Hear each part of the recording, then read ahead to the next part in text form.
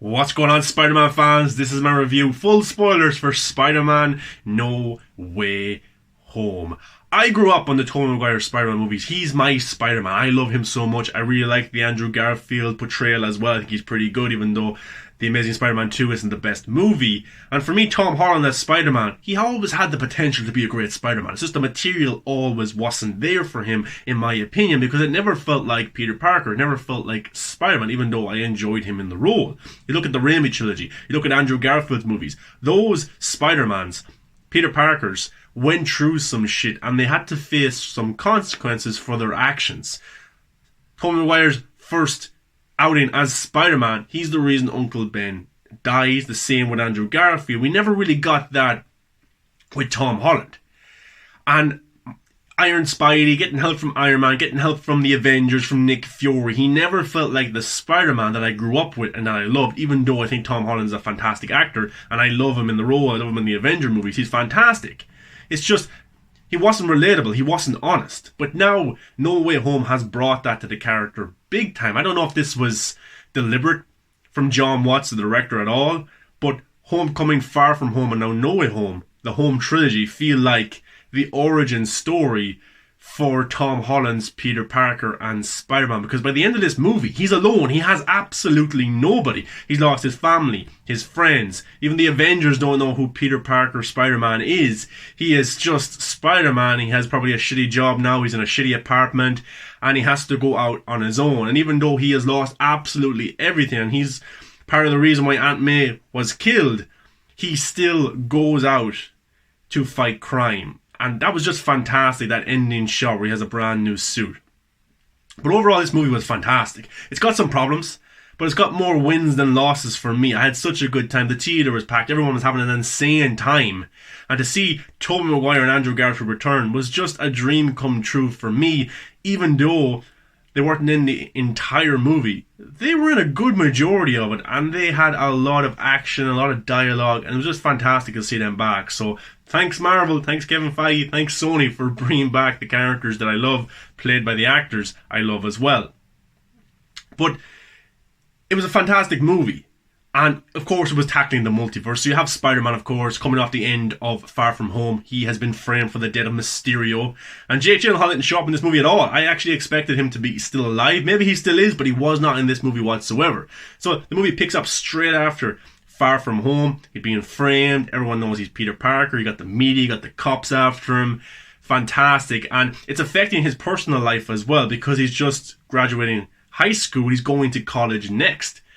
And he can't get into college because he is being framed for the murder of Mysterio. Charlie Cox shows up as Matt Murdock. Fantastic. The Netflix series is just dark. It's gritty. But it's awesome to see that Kevin Feige has listened to the fans and has realised that Charlie Cox is probably the best iteration of this character. Fans love him. Why recast? Let's just bring him back. And he came into this one as Tom Holland's Spider-Man's lawyer, give him some advice, legal advice, which was pretty good as well. He basically said, look, you're not going to get jail time for this whatsoever. Happy, you might get jail time. Happy was like, what, me? That was kind of a funny interaction. And, Daredevil, someone throws a brick through Peter's window. Daredevil just catches it, even though he's blind. And Tom Holland's like, how did you do that? And, he's got like, I just can't. It's awesome. It's great to see Charlie Cox back as Matt Murdock. And he will appear in the She-Hulk series. He's going to appear, I think, in the Echo series as well. And there's been rumours that he's getting his very own Disney Plus series. Of course, it's not going to be as dark or gritty, but it's still cool to see him back in a rebooted version as well. I think the past history is still there, but it's just not maybe that canon to the MCU going forward. But I'm okay with that 100%. But everything's going bad for Peter in this movie. He can't get into college. And it's not just him, it's affecting MJ and it's affecting Ned as well, because they know Spider-Man, they know Peter Parker, so when they're applying for colleges as well, they're getting rejected because of their, tie to Peter Parker, Spider-Man, and Peter's like, this isn't right whatsoever, you guys didn't do anything wrong. So that's where Peter Parker goes to Doctor Strange to ask him to cast a spell. Look, Doctor Strange, can you please cast a spell where everybody forgets that Peter Parker is Spider-Man? Everybody. And Doctor Strange is like, okay, I like a challenge, I'll do it. So he starts to do it, but as he's casting this spell, he says that, oh, everyone will forget that Peter Parker is Spider-Man. And Peter's like, wait, everybody? What about Aunt May? We need Aunt May to know. And Dr. Strange's like, okay, Aunt May can know. What about Happy? And Dr. Strange's like, okay, Happy can know. What about Ned? Okay, stop tampering with the spell. And he ultimately messes up this spell big time. Usually. And then only Doctor Strange goes then, yeah, maybe we shouldn't do this. You're tampering with my spell. Maybe you should just live with it. This is life. So basically, he has to go on with his days like, Doctor Strange was no help whatsoever, but maybe they should have talked about before Doctor Strange tried to do the spell. But Peter goes to try and find kind of the head person of the college, just rejected him, to tell the college principal, whoever it is, that MJ and Ned had nothing to do with it whatsoever. They're great people. Let them into your college. This is all my fault. He can't find her, but he finds out that she's on the way to the airport. So that's where we get to see the bridge scene, the highway scene. And he goes there. He stops her in the middle of the traffic and is like, look, I need to tell you something. But that's when Doc Ock comes. And we've got an awesome action sequence between Doc Ock and Spider-Man on this bridge. And I loved it. I thought it was fantastic. Alfred Molina was just insanely good in this movie. It's like he just played the character yesterday in Spider-Man 2. That's how just good he was as well. I think all the villains did a pretty good job. But there's an awesome fight sequence there. And then we get to see Peter, and Doc Ock's like, wait, you're not Peter Parker. You're not the Spider-Man that I fought. So that was awesome. Then Green Goblin arrives, but then Doctor Strange is able to take Doc Ock and Peter back to his kind of Sanctum, is that what it's called? I forget the name of it. But he brings him back there, and then he explains that you tampered with the spell and it breached the multiverse, and there's everybody who knows who Peter Parker is now coming into this world, which is basically all of the villains from Tobey Maguire's world, Andrew Garfield's world. You got Doc Ock, Green Goblin, Sandman, Lizard, Electro. The people who knew Peter Parker as Spider-Man, they're now coming into this world to go against kind of Tom Holland's Spider-Man. So that was fantastic. That was really, really cool. And look, all the villains I think did a pretty okay job. Like the standout was Green Goblin, William Dafoe. He was just insanely good. He was the main villain. He really, really was. As I said, Alfred Molina as Doc Ock was fantastic as well. Jamie Foxx as Electro. Thomas Hayden Church as Sandman. You got Lizard as well. They don't have that much to do. They're solid. They're pretty good. There's not given that much material. But I think the CGI for Sandman back in Spider-Man 3, 2007, and Amazing Spider-Man 1 for Lizard was better than this movie, but it wasn't terrible or anything. But I think they all did a fantastic job with this.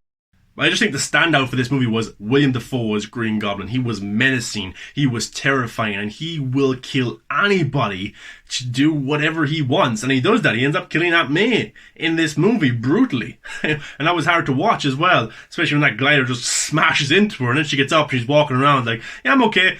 How is she okay? But then she's not. She ends up dying. But then, kind of the villains, in a way, manipulate Peter Parker by saying, well, we can't go back to our world because in our world, Peter Parker, Spider-Man, kills us. And then Peter's like, what? I can't send these guys to go back to be killed. And Doctor Strange goes, that's their fate, that's their destiny, that's the way it has to be done. And then we had an awesome action sequence between Doctor Strange and Spider-Man in the mirror dimension, because Doctor Strange wants to send them back, but Peter Parker, Spider-Man, does not whatsoever. And it was an awesome action sequence there. I really enjoyed that. The visual effects were awesome. And Spider-Man is able to best Doctor Strange. He's able to beat him in the mirror dimension. So I thought that was pretty awesome. He also takes his ring that he's able to do the portals and stuff like that, and he gives that to Ned.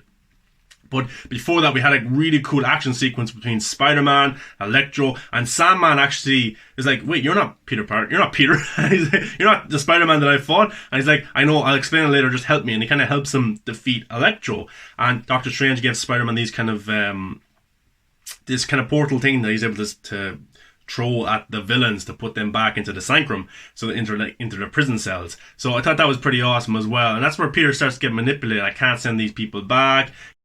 So Peter's able to keep Doctor Strange in the mirror dimension, and he goes back to where all the villains are, and he's like, okay, I'm not sending you guys back to your worlds to be killed by Spider-Man. Maybe I can help cure you. So when you go back there, you won't be villains, you won't be bad guys anymore. So he lets them out, and they agree to kind of be good as well, and they go to Happy's apartment, and Peter comes up with ways to help Doc Ock, to help Electro, to help Sandman, to help Lizard, to help Green Goblin, and it's going pretty well until you have Green Goblin who comes back, as Osborn, he's like, yeah, I'm not doing this, you know. And then Electro kind of gets the intention, like, oh, I'm not doing this either. And then Sandman and Lizard, so then all the villains go evil again, even though Doc Ock is trying to help Spider-Man. So I thought that was a pretty cool action sequence as well. There's not too many action scenes in this entire movie. There's about 3. They're really, really good, but there's a lot of dialogue in this movie. There's so much talking, which I enjoyed. I really, really liked. I liked the other villains talking to each other. I liked them talking about their different Spider-Mans. I liked them referencing how Electro is different from than he was in Amazing Spider-Man 2, you know, his looks and everything like that. So I did appreciate that kind of, the throwbacks, the interaction. I really liked the dialogue, even though there was a lot of it. And I was like, come on, get to Tobey. Get to Andrew, get to the big action sequence because I want to see all the Spider-Mans come together. But the dialogue was pretty interesting at times, and every single actor brought their A game. Ultimately, brilliant. I loved it so much. Now, so some stuff I didn't really like. We didn't get too much of, say, Lizard or Sandman in human form at all. We had them mostly as CGI beings in the movie, and that's probably got to do with COVID. And there is some shots of them in human form, but they're actually repurposed shots from Spider-Man 3 and The Amazing Spider-Man 1, which, look, I would be more critical of if it wasn't COVID times. I'm sure if there was no COVID, those guys will be on set. They're able to film more scenes in human form, like Doc Ock and Green Goblin. But I think that was a COVID-related issue, so you can't be too harsh on them whatsoever that way. But look, the big moment is when Aunt May dies, and then you're like, wow, this Peter Parker hasn't really gone through anything like this. I know he lost Tony Stark, but they've never really referenced Uncle Ben in this trilogy either. So Aunt May has been kind of the love kind of that has been there for the trilogy, that kind of relationship with like a mom and a son. That's what that's been for Peter Parker of this iteration. And you know, it's never been as deep as maybe Aunt May in the Raimi trilogy or the Andrew Garfield trilogy at all. But here, finally now, she gives the kind of speech where great power comes great responsibility. And I love that line delivery. The Aunt May of the MCU is basically the Uncle Ben, and I have no problem with that whatsoever because it's different. It would get a little bit repetitive if it was Uncle Ben in the Raimi trilogy, Uncle Ben, Andrew Garfield, Uncle Ben here with Tom Holland. It would just get a little bit repetitive. I like how they changed it. And that death scene where she's passing away, it was hard to watch. It was very emotional. It was very deep. And Tom Holland gives an absolute amazing performance there. And then you kind of have Jonah Jameson on the news saying Spider-Man's a menace, he's a bad guy and all of this. Look at the destruction he has caused. And it's raining and you have Tom Holland's Spider-Man right there and he's crying. And that's... It sounds cruel, but that's my Spider-Man right there. A Spider-Man that goes through shit, that loses people, but comes out the other side still a hero, still doing the right thing. And I love that so much. And then we get to the big moment is where Ned, of course, has Doctor Strange kind of his rings where he's able to make the portals, and they don't know where Peter is. And Ned's like, show me the Peter Parker. Show me Peter Parker. Give me Peter. And a portal opens up, and you're down this alleyway, and I'm like, that's not Tom Holland. That's not Tobey Maguire. And Andrew Garfield in his Spider-Man costume runs towards this portal and jumps in. Brilliant introduction for Andrew Garfield. And this whole sequence here was just comedy gold. It was just jokes. At times, too much jokes, but you know what? It's just cool to see these characters back. And Ned's like, that's not right at all. Show me Peter Parker. And then Tobey Maguire steps in. I'm like, yeah, Tobey's back, you know, because Tobey's the OG Spider-Man. He's my Spider-Man. So it was awesome to see him return. And everything about this, the interactions was just amazing. There's kind of a web off between Andrew Garfield and Tobey Maguire. Tobey Maguire wins. He's the superior Spider-Man. But yeah, it was fantastic to see them all together. I think it was Ned's grandmother. Just brilliant. It was so funny. The theater was just laughing out loud. It was fantastic to see them. And then they go and find Tom Holland, Spider-Man, and then the 3 Spider-Mans meet. And that was fantastic. And, you know, Tom Holland's like, it's my fault. Everything that's going on. This is terrible. I need to fix this. You know, and he wants to kill Green Goblin. And then you got Tobey Maguire there as well. Andrew Garfield. Got Andrew Garfield talking about Gwen Stacy, how she died. Uncle Ben then with Tobey Maguire, and then Tom Holland's like, I made Tobey with great power comes, and then Tobey Maguire steps in with great responsibility. You know, fantastic. With great power comes great responsibility. That was just brilliantly done, well written there, fantastic. And then, you know, Tobey Maguire's like, look, that's not the answer. To avenge Aunt May's death, that's not the answer. We can find a way to fix all of this. And then they go to a science lab to come up with cures for Lizard, Electro, Sandman, Doc Ock, and Green Goblin. You got to treat them in this science lab. Very funny again, just great comedic timing. Ned had some funny moments there as well, and then we got some references towards, Kirsten Dunst's MJ, some references towards kind of what's been going on there. Now, my kind of interpretation of it was that maybe him and MJ are not together anymore. I think they're divorced, but they have a kid. Now, I think in the comics, is it Tobey Maguire's kid becomes a female Spider-Man? Is that something? I don't know. I just heard that online, but that could be something to do for a Spider-Man 4 if they want to go back. That would be pretty cool. And then we kind of have Andrew Garfield reveals that when Gwen Stacy died, he didn't hold his punches anymore. So you had like a Batman-type Spider-Man in his world where he was just beating down criminals. He was so angry. Now, a criticism I would have is that it didn't mirror how they acted in the MCU. You had them doing jokes. They were very funny, all three Spider-Man and stuff like that, which was funny. I loved it. It was really, really cool. But when Andrew Garfield says, I didn't hold my punches, it didn't really seem that real or that honest when he's making jokes left, right, and centre here, even though the jokes were very funny. That's the main criticism I have there. But they come up with these kind of cures for all of the villains within 5 minutes. Okay, we'll leave it there. If we're done, we're ready to take on all the villains. But I love Ned as well. He's asking Tobey Maguire, did you have any friends or sidekicks in your world? I did. My friend Harry. He died just before he tried to kill me. Stuff like that. It was so funny. And you have Ned looking, he's like, what? And then later on, Ned goes to Peter, Tom Holland's Peter. He goes, don't worry. If things go bad, I won't turn into a villain. I won't try and kill you. And Tom Holland, everyone's like looking at him like, what is he talking about? It was just so funny. I know it was too many jokes sometimes. It was. I said, just get to the action. Suit up, guys. Suit up. But no, it was just cool to see them back. And they have a lot of screen time, which was fantastic to see. Because I was nervous going into this movie. Oh, yeah, this is cool, the multiverse idea. But will they pay respect to the Raimi trilogy, Tobey Maguire? Will they pay respect to Andrew Garfield? Will they be good to the fans that love those movies? Will they give them screen time, or will it just be another Star Wars issue with the original 4 characters? Like, they messed them up, didn't have them on screen together, they ended up all dying, and now that kind of is butchered. They can't do it again. But I can say that they did respect the fans, the crew, the directors, the actors of the past movies, and it was just fantastic, and it was so cool to see. And I had a big smile on my face, but also shock as well. It's like I didn't get to take it all in because I was like, oh my god, what am I seeing? So I have to go see it again because I just want to experience this again. It was fantastic. I was watching it with my brother. It's something that I'll never ever forget. And I had such a great time. I know I'm giving this an ultimate review of 10 out of 10. This is the best thing in the world. I still don't think it's the best Spider-Man movie ever made. I still think that's Spider-Man 2. Because that film was just fantastic. But then I rewatched Spider-Man 1 as well, and Green Goblin's fantastic in that as well. And then I watched The Amazing Spider-Man 1, and that's really good too. And then this movie's really good, so it's hard to pick which is the best of all time. But yeah, movie's just fantastically done. Now, there is some stuff, as I said, isn't perfect, it doesn't make sense, but I'm going to push those stuff to the side, because even though it's a lot of fan service, it's good fan service. That's what fans want to see. There's nothing wrong with fan service if there's a good story around it, if it's very entertaining, and this movie really, really was.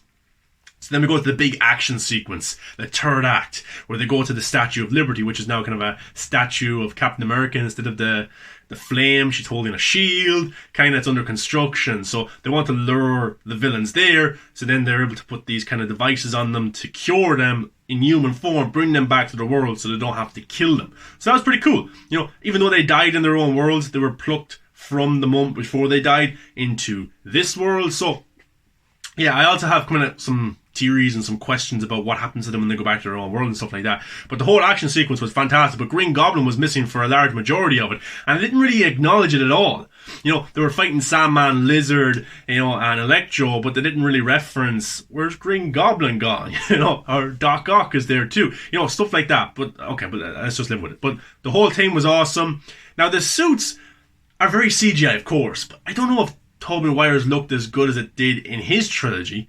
And Andrew Garfield's one looked pretty good as well, but that's just kind of a MCU negative. A lot of the suits just look very CGI at times, Black Panther and stuff like that, and you're like, oh, okay, it doesn't look that good, but let's just live with it. So I still think Tobey Maguire's suit is better than his own trilogy, but they had an awesome action sequence. It was pretty cool. You kind of had Tobey v the Lizard, Andrew Garfield was against Sandman at times, you got Electro there as well against Tom Holland. It was cool to see the different Spider-Mans from different worlds interact with villains that they've never interacted with before. Now, they never really talked or anything like that, they just kind of fought, which was still cool to see.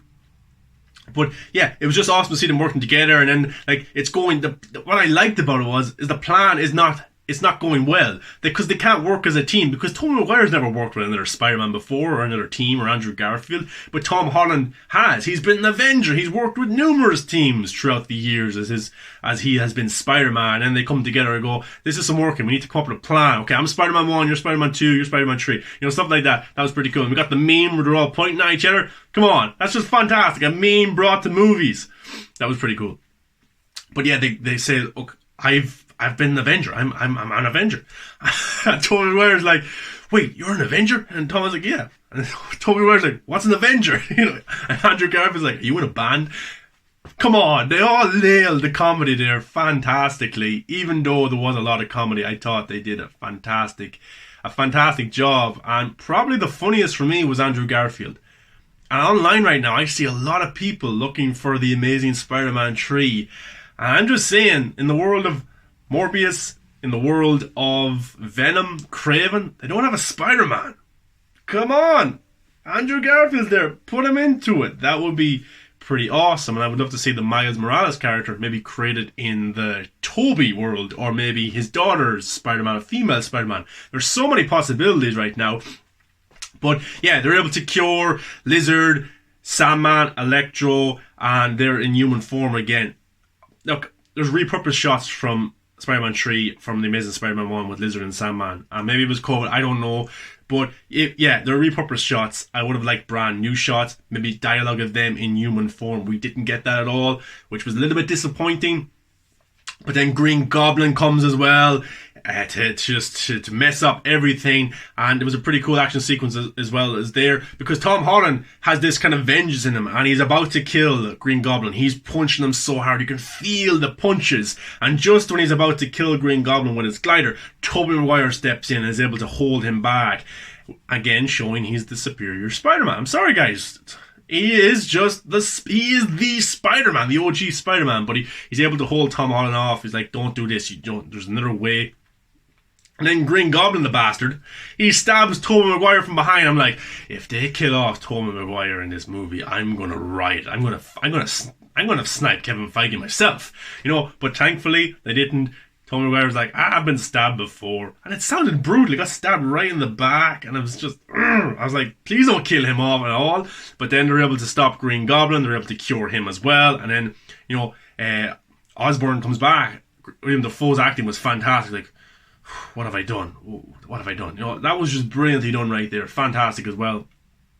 Earlier than that as well, you had a really cool interaction between Andrew Garfield and Tobey Maguire, where you have Tobey Maguire stretching, and then Andrew Garfield comes over and is like, "You alright, man?" "Yes, my back's a little bit tight or something." And then Andrew Garfield's like, "Do you want me to crack it?" And he cracks his back, and I'm like, what's going on here? Because it's kind of a throwback to Spider-Man 2, because Tobey Maguire actually hurt his back in real life, I think on a set of some other movie or before Spider-Man 3, and they actually didn't know if he was going to come back or not. They actually had Jake Gyllenhaal as a recast, but thankfully he came back, and he had some back issues though. And that was a cool kind of reference throwback there to that between Andrew Garfield and Tobey Maguire. But yeah, fantastic.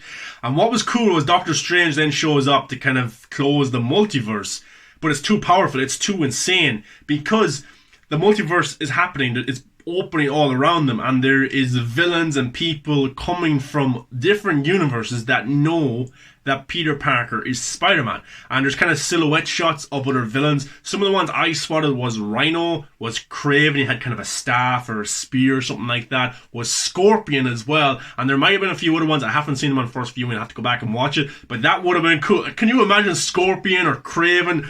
Isn't Aaron Taylor Johnson's going to play him now in the Sony world? Maybe it's a different actor in the Raimi trilogy or something like that he would have used. I don't know, but they were all coming into it, and Doctor Strange's like, they're all coming through, and I can't stop them. And that's when Tom Holland, Spider-Man, makes the ultimate sacrifice, which is just going to be an iconic Spider-Man moment throughout history. He's like, look, just make a new spell that everybody forgets who I am. And Doctor Strange's like, well, what about your girlfriend? What about your friends? He's like, just do it. Just let everybody forget who I am. So then Doctor Strange, instead of closing the multiverse, just makes a new spell so everyone forgets who Peter Parker Spider-Man is. So that means that MJ, Ned, the Avengers will have known about Spider-Man, but they won't know who Spider-Man is. Andrew Garfield, Tobey Maguire are sent back to their universes with the villains as well, who are all alive, which is very interesting. And then the multiverse closes, so we never really get to see Scorpion or Rhino or those other kind of characters come true, which is a disappointment. But if they go back into their worlds, they'll probably have to fight those villains. But yeah, they're all sent back. And now Peter Parker is alone. Tom Holland's Peter Parker is all alone in his universe. And I've been very critical of John Watts as a director, maybe of Tom Holland's Spider-Man in the MCU and the approach that they've gone through. But now I think this movie elevates Homecoming. I think it elevates Far From Home big time. Because all three of these movies are the origin story for Tom Holland's Spider-Man going into his next trilogy, where he'll probably be in college, he'll have a shitty job, he'll be alone and stuff like that.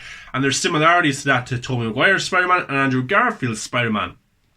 Being alone, working shitty job, not being in the environment that they want to be, dealing with the past traumas and guilt of Aunt May, and stuff like that, which is going to be very interesting to dissect in the upcoming movies. But then he kind of, Zendaya was able to tell Peter before kind of the spell was cast, MJ was able to say, look, come find me, tell me everything, and it will be all okay. And Tom Holland has the intentions to do that. He's walking to the coffee shop or the diner that MJ works in, and he has a kind of note saying, oh yeah, hi, I'm Peter, and this is what happened and stuff. He has it kind of rehearsed. But he goes there and he sees that she's happy. She just got accepted into college. So did Ned. She's working her job. And then Peter's thinking to himself, I don't want to put her in jeopardy. I don't want her to get hurt. I want her just to be happy and safe. So he doesn't tell her. He just gets a coffee and he's like, yeah, oh yeah, nice to meet you and stuff like that. And he leaves her there. Now I think she will come back in the next trilogy at some stage and she will find out. But I thought that was very brave and very Spider-Man-y of Tom Holland's Spider-Man to do this. To sacrifice his own wants for everybody else. And that's what Spider-Man's really about. Even though he's gone through so much stuff, he comes out the other side being the Spider-Man that we know and love. And I'm sure she'll come back into it. Zendaya's too good in the role. She was better in this movie than she was in the past two. Big time, she had more to do. So did Ned. They were more important to the plot, helping Spider-Man and stuff like that. And I thought the dialogue that was written for them was pretty good.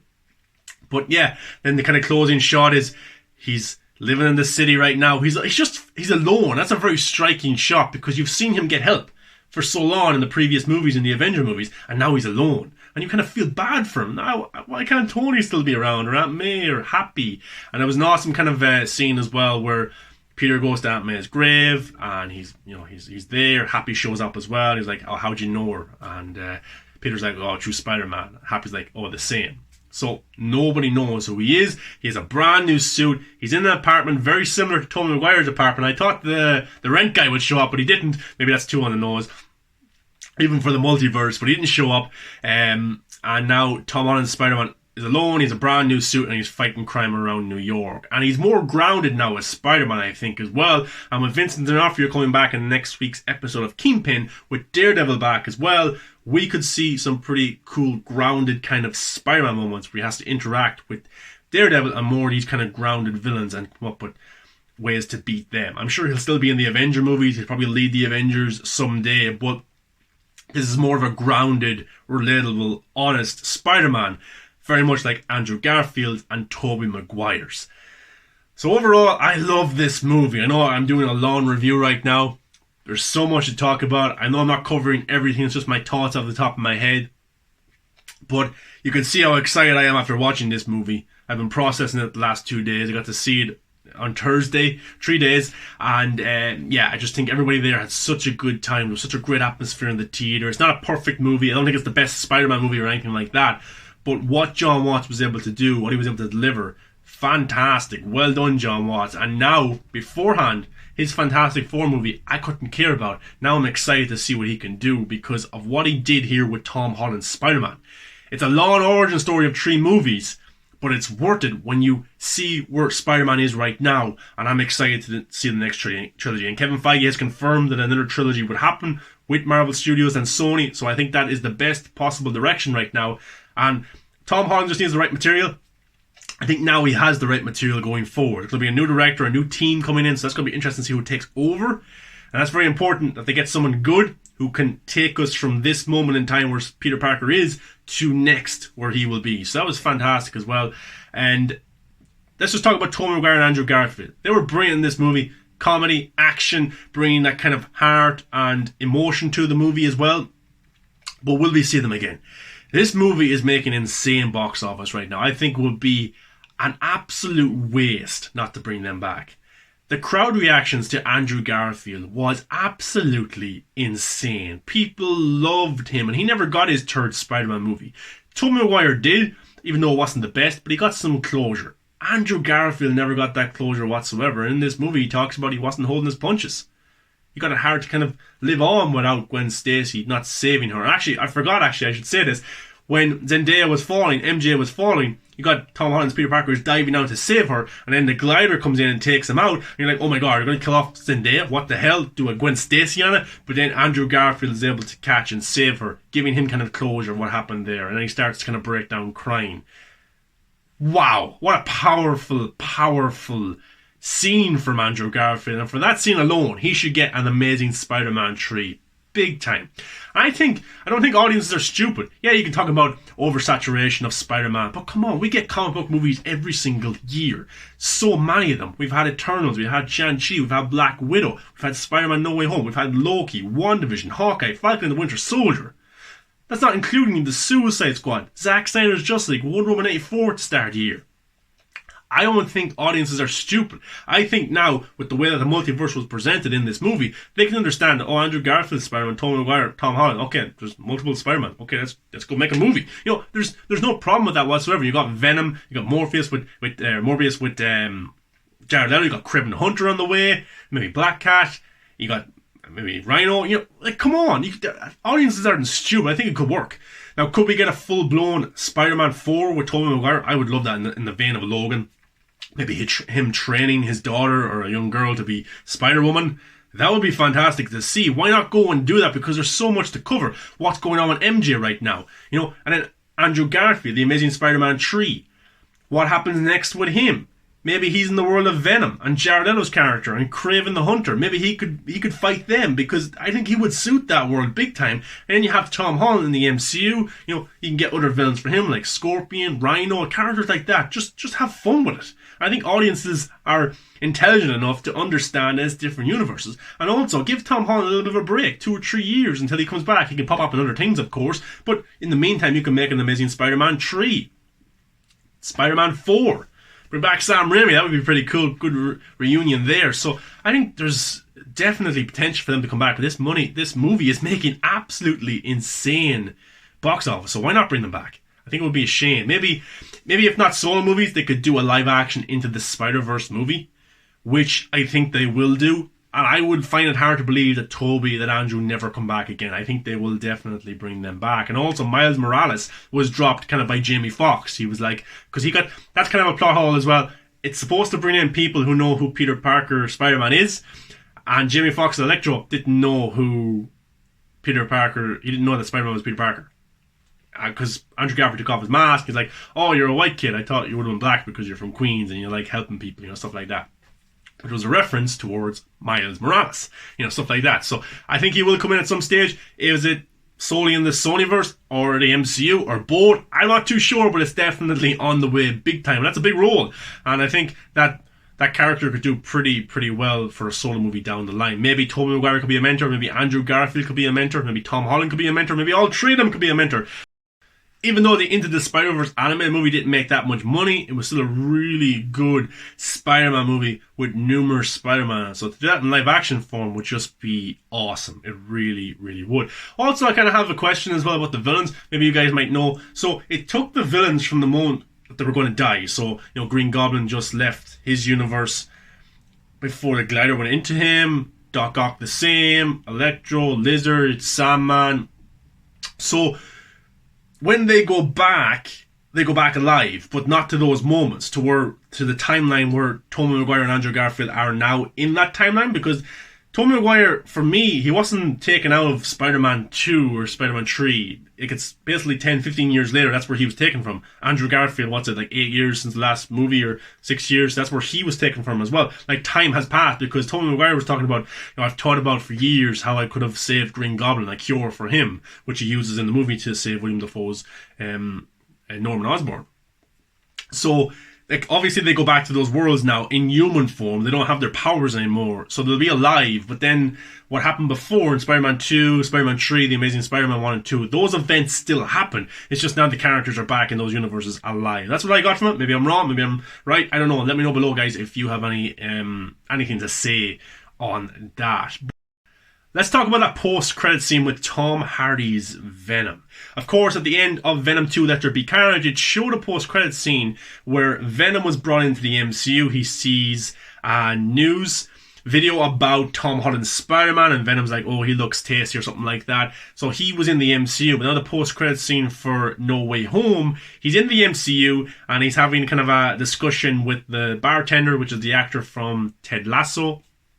And he's like, so let me get this straight. There's a Tin Man that flies around. There was a purple alien, something like that. So that was pretty funny. And then when Doctor Strange cast the new spell, he's brought back to his universe, which is the Sonyverse. Because Doctor Strange, when he originally did the spell, which Tom Holland's Spider-Man messed up, it brought Venom from that world into this one. And now with the new spell, it brought him out into his own world. And I think it's because Venom is like part of that hive, that interdimensional hive. He knows everything, so I think that's why he knew who Spider-Man was. That's why he was brought into the MCU, and he's having that kind of discussion with the bartender, which was really funny. I really thought that was cool.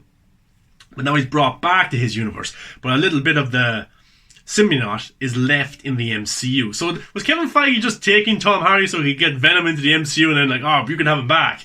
Like, what's going on there? Like, will we get to see just the alien version of Venom take over Spider-Man and have the black suit?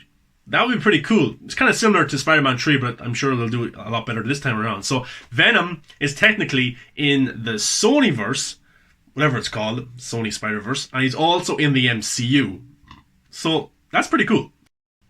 And then the second post-credit scene was just a full-blown trailer for Doctor Strange 2 in the Multiverse of Madness. Now, we've heard that movie is going through huge reshoots, which is a little bit of a concern, but hopefully everything will be okay, to add cameos, to change up the story as well, because the test screens for that movie didn't do that well. I'm a big Sam Raimi fan, so I hope that they leave him alone, and it's still his vision, and it's still a pretty good movie. But we got to see Wanda there as well. She'll probably be evil and good. She'll probably be the main villain for that movie. We got to see the evil kind of Doctor Strange, or the variant of Doctor Strange, which we got to see earlier this year in What If. That's pretty cool how it's all lining up together. So I don't know if he's going to be the full-blown villain. I think it's going to be Wanda.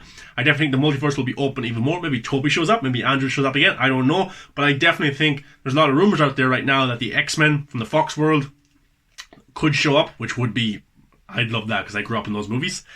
And maybe universes where the Avengers are different, because I know Grace Randolph was saying that, we could see Tom Cruise's Iron Man because he was in discussions to be the character. We could see stuff like that, castings, like what if castings actually be in the MCU. So we'll have to see how that goes, but the trailer looked okay. Looked pretty okay. Of course, they're still in the process of making it, and they're doing reshoots right now. But yeah, it was a pretty cool thing to get a full-blown trailer as a post-credit scene. That's at the very end of the movie. So overall, guys, Spider-Man No Way Home isn't a perfect movie, but it's a great Spider-Man movie. It's an enjoyable movie that you're going to have so much fun with. And I want to rewatch this movie again and again because of some of the cool action sequences, the line delivery, the Easter eggs, the references, Tobey, Andrew, the villains.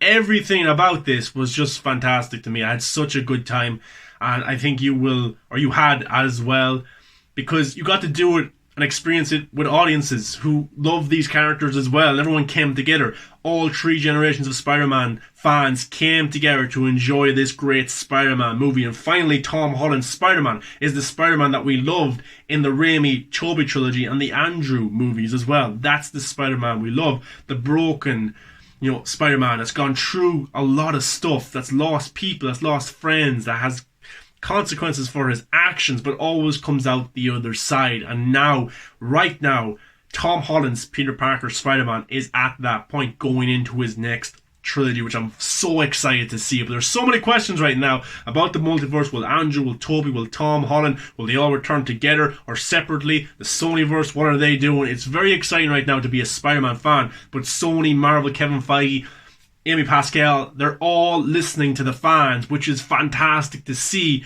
And as someone who's kind of more of a DC fan everywhere, it's so cool to see a universe and an establishment, a company, listen to the fans as much as Marvel do. Daredevil's back as well. Kingpin is back. That's so cool. Hopefully DC can do something similar. But overall, MCU knocking it out of the park. I've enjoyed all the movies and shows this year hugely, and I think it's helped us in such hard times as well. So thank you very much, Marvel. Go watch this movie again. I think it deserves to be seen on the biggest screen possible. There's so many cool moments. Fantastically done, guys. My review, I don't really have a 10 out of 10 because it's probably going to go up and down. I'm going to probably call this the greatest movie of all time.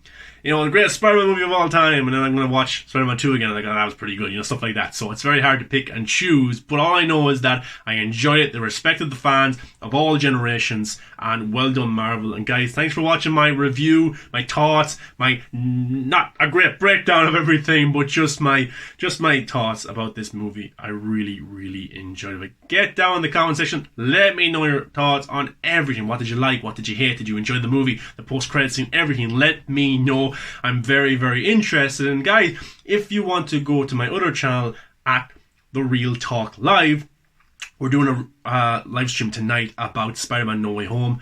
Spoilers as well, plus other kind of news that's dropped this week. The link for that is in my description for this video. We're live tonight, so go check that out if you want to talk about Spider-Man more, and your comments will be read out live on this show, so it might be some fun. But guys, thanks for watching. Go follow me on all my social medias: Twitter at Movies That Matter, Instagram Maher the Viking, TikTok Movies That Matter as well for all the kind of latest news, and subscribe here as well for all the latest DC, Marvel news, reviews, all that good stuff. Guys, thanks very much for watching this long video. If you stayed to the end, I don't know if you did, but come on, it's good to talk about this stuff together in a very positive environment, and that's what I try to bring to this channel, guys. I'll see you in the next video. It won't be as long, I promise. Well, maybe if they announce Zack Snyder's Justice League 2 or a Batfleck movie or a new Power Rangers movie, I'll probably make a 30 or 40 minute video about that. Or maybe a Tobey movie. Come on, Spider-Man. I'm missing Spider-Man 3, Spider-Man 4. Just do it, Sony. Just do it. I'll sell you my soul. Kevin Feige, do you want my soul? I will give you my soul if you make a Tobey Maguire solo movie. Please?